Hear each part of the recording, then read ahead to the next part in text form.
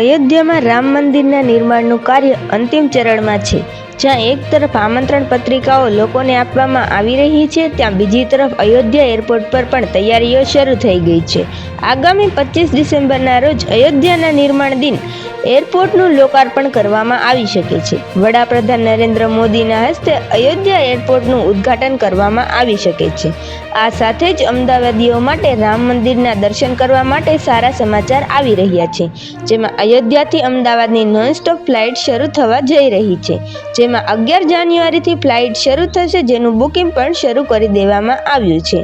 ખાનગી એરલાઇન્સ દ્વારા આ વ્યવસ્થા કરવામાં આવી રહી છે, જેમાં ભક્તોને અમદાવાદથી સીધા અયોધ્યા પહોંચાડવામાં સરળતા રહેશે. આ ડાયરેક્ટ ફ્લાઇટનું સંચાલન અમદાવાદના સરદાર વલ્લભભાઈ પટેલ એરપોર્ટથી થશે અને ફ્લાઇટનું ઉતરણ અયોધ્યાના મર્યાદા પુરુષોત્તમ શ્રી રામ એરપોર્ટ પર થશે. આ ફ્લાઇટ માટે ભક્તોએ મહત્તમ ભાડું 3999 ચૂકવવાનું રહે છે. ફ્લાઇટ ઓછામાં ઓછા 1 કલાક અને 50 મિનિટમાં લોકોને અયોધ્યા પહોંચાડી દેશે. બસ હાલ માટે એટલી જ અપડેટ. જો તમને અમારા ગુજરાતી સમાચાર પસંદ આવે તો તેને લાઇક, શેર અને સબસ્ક્રાઇબ કરો.